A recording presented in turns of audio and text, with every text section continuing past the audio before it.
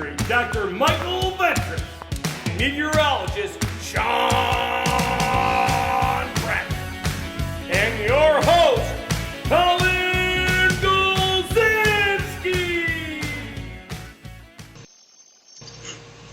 Welcome back, everyone. We're Fantasy Football Weather Guys, Week 5. I am Colin Golzinski. I'm your host. I want to introduce the fourth Fantasy Football Weather Guy to his first live real show of the season, Dr. Nicholas Schiraldi. I almost called you Dr. Mike Ventris just from normal habit. But welcome, and meteorologist Sean Pratt. How are you guys doing? Good. Nick, how you feeling, man? Doing good. We got some interesting weather this week, so it'll be a good discussion. We had to pull in the heavy hitters when the weather hits, that Dr. That's Mike right. Ventris got to take a week off when, a hurricane's hit. So, I think before we get there, I have to say it, Sean. I apologize, kind of. I went 4-0. I'm 4-0 start. I know you're diversifying your fantasy portfolio and not really caring about the current league of records. Yeah, only so much energy to go around, Colin. Yeah, and our newest member of the team, Nick, is ahead of you. We just made sure. And I've made zero roster moves. Actually, I just logged in today for the first time. I appreciate how candid Nick is about his involvement in fantasy football. I know. I hope more of the league isn't watching, because I'll probably get a lot of. We have a very vocal league. If I do one thing wrong as the commissioner, everyone will tell me about it. If I do one thing right, someone will tell me 3 years later. So, it's just kind of like that's the story of your life, Colin. It is. So, story of the week though is Delta, and this is gonna be an interesting week for weather, possible impacts, and our discussion is really going to be very focused today on Delta, and on the screen is what we're going to talk about. And I don't know. I'm not a hurricane expert, so I'm just going to give it over to Nick and Sean and talk about what we're seeing. Well, the Gulf of Mexico has been just churning up these storms in late summer, early fall, and we got another one that looks to be heading toward the Louisiana, Texas coast. This is Hurricane Delta. Going to be a major hurricane. Right now we have winds at 115 miles an hour. Going to make landfall, again, as a major, maybe Category 3, possibly Cat 4 hurricane. And that's going to be the story of the week for us, as that the remnants of that storm are going to play a potential impact for several of our games in the Tennessee River Valley and in the Mid-Atlantic states.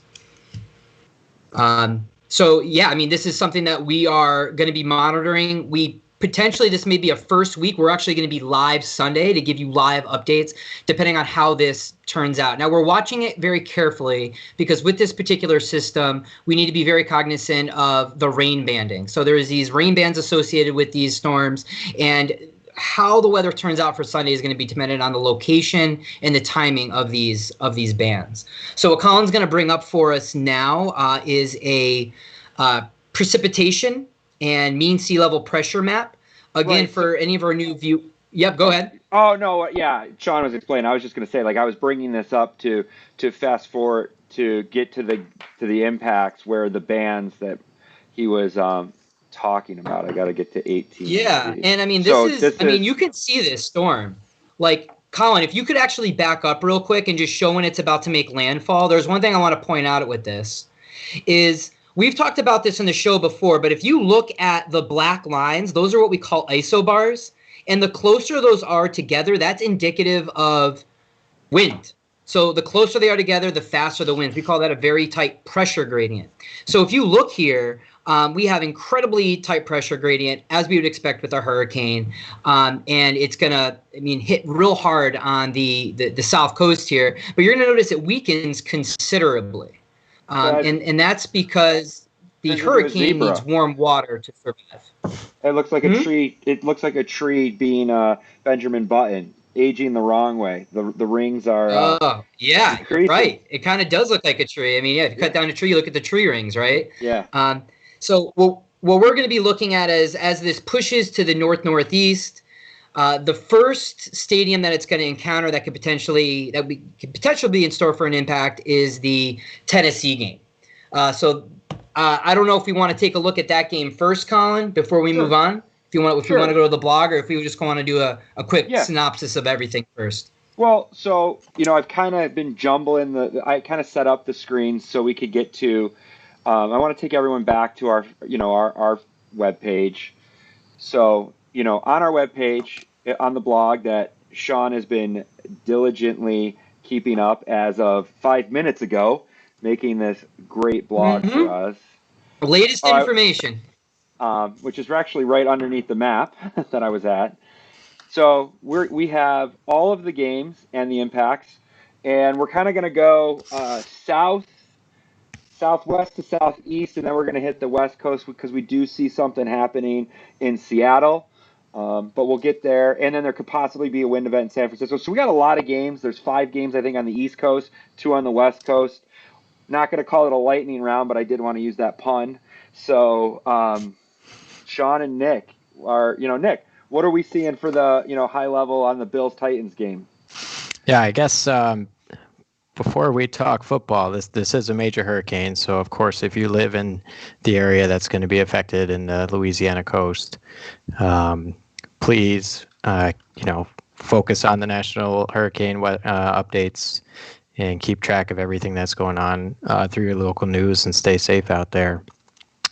This system's going to potentially really wreak havoc on the Tennessee game. And these systems are really hard to forecast exactly where the rain's going to set up because the weather models just don't do a good job at resolving these really strong thunderstorms. So the National Hurricane Center has the center of the storm tracking over southwest Tennessee around 1 o'clock on Sunday. But we're actually expecting the heaviest precipitation to be north and east of the center, which means Tennessee could end up being okay. There may not actually be a lot of rain during the game if the precipitation has already lifted up north and east of the game. But if it doesn't, and we see, quarter of an inch of rain, quarterbacks could have a pretty significant impact of play. In our PPR model, we show a reduction of 2 3/4 points, which is a percent difference to the mean of like 16%. So it's definitely not insignificant, and it's something we're going to have to track very closely. A good point that right now all of our products are and available are showing green as as a low impact, no impact. But if anyone watched today earlier, this changed live as we were setting up for the meeting from a caution to a green, and it could go back. And I think just, follow us on Twitter, follow us, on our webpage, because the table does update live. So again, this game, impactful. I hate to see this. Josh Allen's been doing great for me, and, I'm going to play him, but, a couple percent difference could be pretty detrimental to keeping my team 5-0. Yeah, and as Nick said, what's so difficult about these storms is we can't have an isolated rain event here that can drop a ton of rain. We can't predict that 2 or 3 days even out. We're not going to know locally where that's going to set up. But if it does drop a lot of rain, we did run some stats on some players that we think could be meaningful if weather does occur, and that's mainly around the QBs. So we have Tannehill with the Tennessee Titans, and when running some stats for him, we saw a 17% reduction in yards per game at only 202 yards on average when he's played in games with precipitation. We also saw a yards per attempt drop from 7.3 to 6. So when he did have completions, either one, this can mean he had more incomplete passes or they were just shorter passes, and it might have been a combination of both. And there's sometimes when we look at weather data and there's one player that really stands out. And surprisingly, as Colin mentioned, don't do that it. Was Josh Allen for us. You're going to do it. His QBR in around 5 or 6 games played in precipitation. So our sample size isn't the greatest here, but still a significant drop. His QBR dropped by about 40%. He's at 47.8 on average for his QBR with a 45% reduction in yards per game. So we're talking around 95 yards passing per game. So you may say, well, maybe he's making it up in the rushing. Not really. His stats were pretty consistent with rushing between like a control game, like when he plays at a dome or in fair weather. But what did drop is his rate of touchdowns rushing. He only had 1 TD in 3 games rushing and only 1 TD passing. So we're talking 2 TDs in 3 games. Have blessed me because here's the thing though, right? No, Sean, listen. The game is postponed till Tuesday. Wait a minute. Really? Did we get news on that? The Bills-Titans game moved to Tuesday due to COVID. Oh, man. Yeah, and that was actually something we should have mentioned earlier here, that this was something that we were monitoring, and that this could possibly be postponed. So now it's a Tuesday game? Yep. All right, well. A viewer, MJ Ventress, I think our 4th fantasy football weather guy threw us a gift while watching us as he just was watching his tweets of Adam Schefter as he's getting ready for softball. So we'll move on. We're going to move on to the next game. So we can move on to FedEx Field here. Hopefully there's no COVID-related issues for the Washington football team. Rams are coming to town to face Washington. Again, as Nick mentioned, those rain bands are pushing a little bit further north and east. So originally it was like, oh, man, the Titans game is going to be the one that's going to be really impacted. Now we're looking at more in the mid-Atlantic states for the Ravens game, the Washington game, and potentially the Steelers game. So we have, and this is actually, Colin, actually show this. This is at 12Z, so this is in the morning. If you go ahead one more time step. I'm still trying to get the Z's. Now that we got Nick here, full-time programmer, can you code these to be normal people time? It's on the to-do list. So when we roll out our new weather impact table, everything will be synced in Eastern time. Normal time. Human time. Human time, not weather weenie time. Yeah. So this is, we're looking at 1 p.m. on Sunday. Right. We're still looking, again, don't really care about the Titans game, but this is what we were talking about. There's still some remnants or some rain bands maybe pushing through Tennessee. But then you notice to the north and east, we have some pretty strong storms that could reach Washington and Baltimore and maybe even Pittsburgh by game time. So that's. And I just want to throw in a little fun fact. I am not in Albany tonight. I am actually in Pittsburgh, visiting my father. So I am, could possibly get some photos of the rain if it is out here to tweet. I'm not going to be at the game, of course, because no one can go to the game. But I am in Pittsburgh this weekend. Yeah, that's one thing we used to do last year. We would have people take pictures when they're at the stadium and then send them over if there was a weather event. But unfortunately, we'll have to do with Colin taking pictures of his backyard. Right. Yeah. Hopefully it's not sunny. Yeah. But if you have anyone in Jacksonville or Kansas City that make it to games, I know they're letting fans in. Tweet us a picture. So let's go back to this game. Let's go back to the Rams. Goff. So Goff, man, Jared Goff, a 16% reduction in yards per game for him. But the big thing was he only averaged about a half a touchdown passing per game when he was in range. He only had 2 TDs in 3 games. So he seems to be impacted in these precipitation events. Maybe they're having some trouble getting the ball into the red zone, getting those red zone opportunities to score touchdowns. But, we had some reductions in yards per game. But the bigger issue is he going to get the ball in the end zone? And this has kind of been a something that goes on with Goff regardless. I mean, he sometimes either falls off the map with the TDs or he gets 3 or 4. So, but in the precipitation game seems to be having more trouble. The field is natural grass. We remember the pictures last year, what rain can do to the Redskins field. Washington football team. I apologize. I will get that in my lexicon. Just, learning the ways. So we're going to move on to our next game, right? As we move up, we're kind of creeping our way. Same story, right? This is the same system. Very close. The stadiums are very close to one another, about 40 minutes away or so. And they're like literally right on top of each other. You can't even differentiate between them on this map unless you really zoom in. But you may say, well, it doesn't look like the rain's going to reach there. But again, the models are trending about pushing these rain bands further north. So we're a little concerned by game time that they could be impacted, at least by the end of the game. So the big story here, and another go up real quick, Colin, a few things I want to mention about this game is, again, another player. He's young. There's not a lot of stats for him. Lamar Jackson. M&T Bank, Ravens. Yeah, got it. Lamar Jackson, only a 57.2 QBR, only 65 yards per game passing, and 1 TD in 5 games. So, and that's with what weather stats was that? Precipitation. So when there's been precipitation, that's been another really intriguing one. And Lamar Jackson's been struggling this year. Before last week, I think he had as many fantasy points as Joe Burrow. So, a little concerned about him. So any precipitation with the quarterback, or was there a certain threshold level that you ran this on?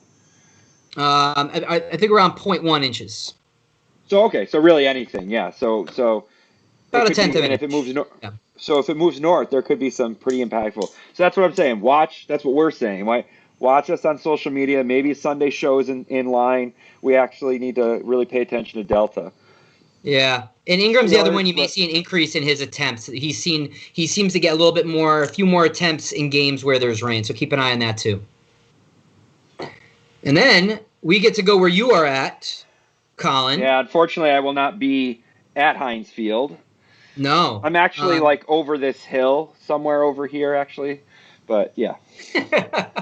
By the way, I've been to Pittsburgh recently, last couple of years, and it's a beautiful city, really growing city, has a cool downtown area. I got to see Heinz Field. And there's a brewery. The Duquesne Incline. Yeah. The what? There's actually Duquesne Incline. Two inclines, right? There's the Duquesne, and I don't know the other name, but there are 2 of them. Yeah. But yeah, there's a brewery, Sean, right next to the stadium. Southern Tier from New York put a brewery out there. I was there. Really? Wow. Southern Tier, beautiful brewery. Yeah. That's crazy. Some great beer. Yeah. They got a good pumpkin beer. Pumpkin, right? Pumpkin. I got a friend who bought me a bottle of their whiskey. They're doing whiskeys, and I have yet to pick it up from them, but it was their pumpkin whiskey for the fall. Aged in the whiskey barrel? Yeah, it's good. You have to save me some of that. In Pittsburgh, we get a pretty big skew for precipitation events, which for our database here, it's entirely the reign of Roethlisberger. So it's a drop of about 3 points in the PPR league, really for Big Ben and quarterbacks he's played against, which is almost a 20% shift of the mean, from our reference data set. So that's a very big skew for Pittsburgh. It's definitely a storyline to watch out for. Yeah. And so, and there's a lot of data points for Roethlisberger because he's just been in the league forever, so a little bit more reliable for him. Do we know what the N variable is? I don't know if you said, I'm sorry, how many games. The what variable? The N, how many games we've seen him play in weather impacts for rain. So I've got 19. Okay, so that's a lot more. Okay. And I have 19 games. That's right. Yep.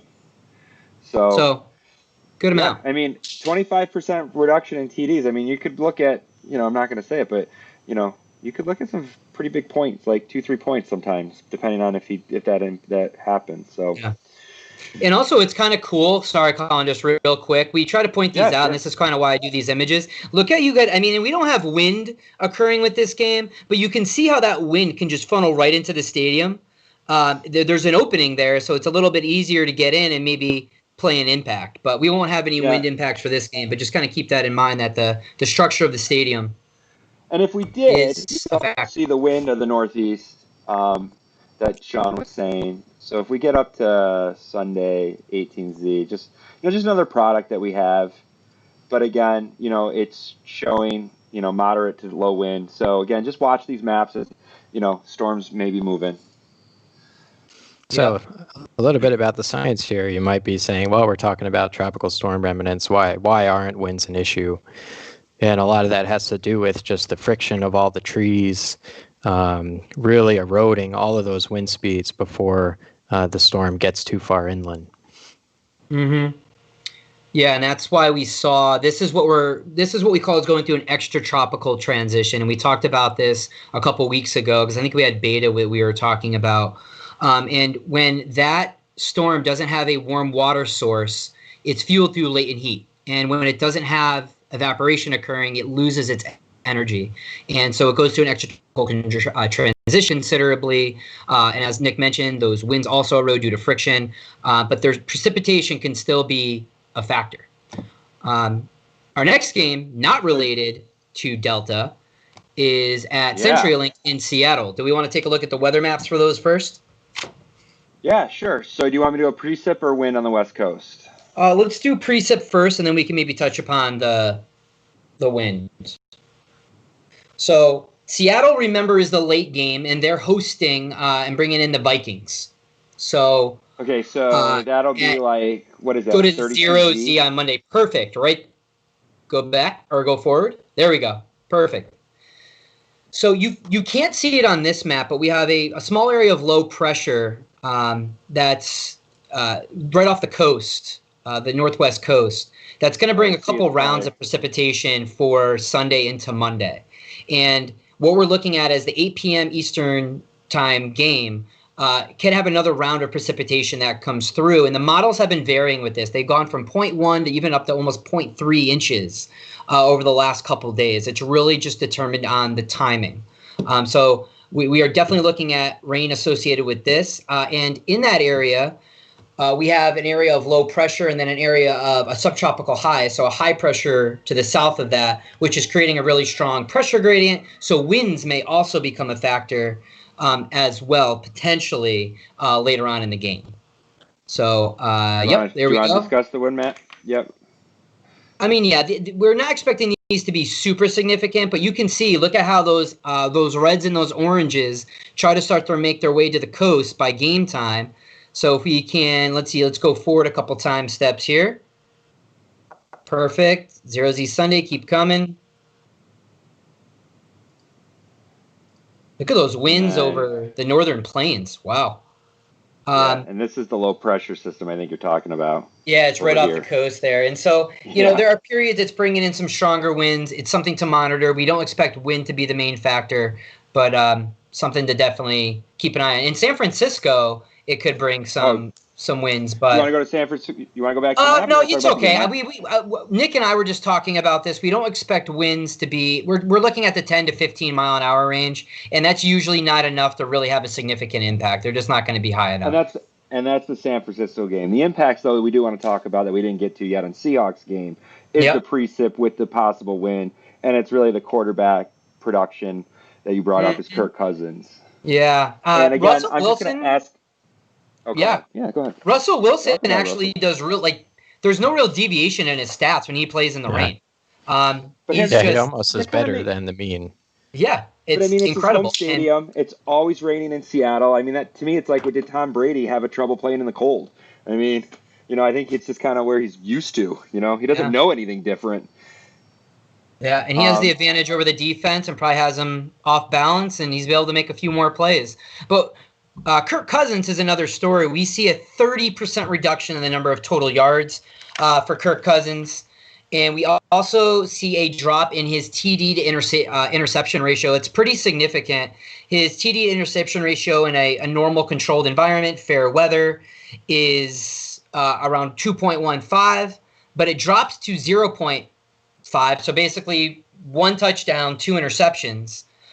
During games in which there's precipitation. We also see a yards per attempt drop from 7.7 to 5.5, so shorter passes, maybe not quite as many completions.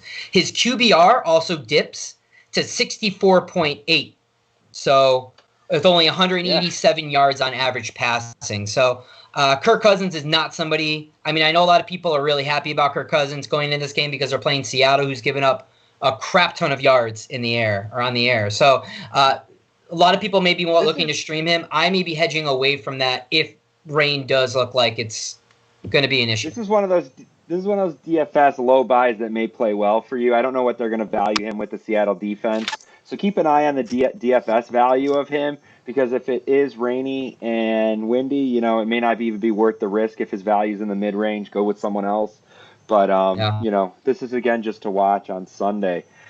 Man, I feel worn out already, but, we can keep chatting. You guys have done an amazing job this week, and, Fantasy Football Weather Guys actually got to talk the weather part this week. It's been awesome. Do you want to circle back on anything as we I was worried. I'll be honest. I'm kind of a nervous Nancy with the group of time and keeping the show going, but we've kind of gone through that. So we can circle back on anything that if you feel like you got rushed through by me, and I apologize for that. Nick had some cool stats just in general that I think were really interesting based on our analytics. So Nick, do you want to share any of those out? Do you think are relevant? Yeah, so far, and a lot of you have probably been reading this all over, this has been the year of the offense. It's been like the most scoring offensive through the games through the first 4 games of the season. A lot of speculation as to whether or not this is due to defenses not having any pregame warm-ups, getting to know each other and things. So it's been a really interesting offensive-heavy season, and it'll be really interesting to see if that starts to balance out over the next few weeks and what the ramifications that will have on fantasy actually will be. Yeah, we see, like as you mentioned, we've seen more games where teams are averaging 30-plus points per game than we've ever seen before post NFL mergers. So it's been an interesting year in many different aspects. Do you think, though, that it could be that the style of play, the ground and pound running game almost doesn't exist a lot anymore? It's a lot of, dump off passes, slot. Jeez. Wow. What? Yeah.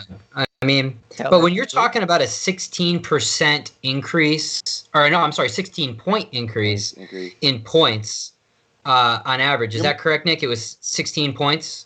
Yeah, it was pretty ridiculous. And also penalties are way down. The refs just aren't throwing the flag as much. Because there's no fans to buy the refs off before the game starts. That makes sense to me. That's a joke, ever. Oh man, yeah. We'll see. I do think defenses will kind of catch up and it will normalize. But there's been a lot of points scored in the early part of the season. Were there any, Nick, I know you were looking into some stats just in general for rain or wind games, just in general for QBs, or maybe it was running backs. Is there anything interesting to share out that may be relevant for these games? Yeah, so we can do a quick recap on the stats, although I just broke all my code naturally. Well, I think if my memory serves me, and you guys can correct me if this sounds right, but I think you said with wind over 50. Never mind. My memory is going to screw me up. I was going to say there's about a 2-point. Okay, 2-point reduction with precipitation. So yeah, for precip, so rain greater than 0.2 inches over the duration of a game, we see a 16% shift of the mean in terms of a reduction for QB PPR performance. So it's about 2.75 points. Which is actually significant. And there's the probability of seeing greater than 25 points is significantly less than if there was no rain. So the distribution, it really shifts and tightens for lower performance. In terms of winds greater than 15 miles per hour, the quarterback performance is a little less impacted. It's really the stronger 20, 25 mile an hour winds where we start to see the reductions. But nonetheless, it's about a 10% drop in performance, which equates to around 1.75 points in a PPR league. But the probabilities of getting a very good performance really aren't that much different during the 15 mile an hour wind games over a no wind game. So can you stack those? Can you stack those stats? So are they additive? So let's say you have wind and rain. in one of these games, you're losing about 2.5 points or 2.75 for the rain. You may lose another 1.5. So with the wind, if you have a windy, rainy game, are you looking at like a 5-point reduction in a full point PPR league? I would say no, because a lot of the relationships are nonlinear. So it's not as simple as summing them together. Good to know. Good to know. It's a little bit more intricate than that, and we really run into sample size issues. Nonetheless, a windy, rainy game should have a larger impact on a quarterback than just a windy game or just a rainy game, but it's not necessarily a linear sum of the two. Yeah. Okay. I would say there's when you do have any stats that we've run, and to Nick's point, this has been a sample size issue. There hasn't just been in the last 10 years a ton of games that have met this criteria, but the games we have looked at where there is wind and rain, in general, we do see lower fantasy point values. I didn't mean to. Maybe I not didn't mean to, relationship, but definitely lower than those independent. Over there, I just wanted to make sure I simple-minded non-weather master PhD. I would have just been like, oh, I'm going to add them together. So great. That's good to know. So I ran the numbers, and it's about a 3-point drop versus 2.75. So it's a 5% difference between the two. So there is more of an impact on a windy, rainy game, but it's not 5 points. It's only like 3.25 points. Well, again, thank you for all the effort, all the background coding, all the stats, Nick. Don't be a stranger on the show. I know Sean will put a plug in, but I'm going to put a plug in. Sunday, follow us on Twitter. Maybe a live show coming at you. Nick may be pinch hitting for me as the host, as I may be indisposed on a little vacation here, not really doing anything, but enjoying my time away. But, Sean and Nick, any last things before we call it a night? No, other than, we're excited. Hey, this is a major hurricane, so we also have to be cautious here that, there are people in, the Texas, Louisiana area that could be severely impacted. But as far as weather impacting games, we're excited for this upcoming week. And as Colin mentioned, we hope to be live here on Sunday, possibly with Nick and Mike, because again, Colin may not be here, to give you kind of live updates and fantasy impact. So stay tuned for that. Yeah, and this is a super tricky forecast. So getting that Sunday update is going to be really important, because the forecast is going to change every 4 hours for the next 3 days, and we won't know till it's on top of us. So it's going to be a fun time to watch. Well, absolutely. Sean, Nick, it's been a pleasure. As always, Colin. Almost done with the week. Sean, sometimes the sarcasm, I don't know if it's a good thing or a bad thing. But who says I was sarcastic? I wasn't being sarcastic. Okay, you never I always know. enjoy our time, Colin. I do too. Nick, again, thanks for joining us and all the behind the scenes work. See you guys next week or Sunday. All right, see ya.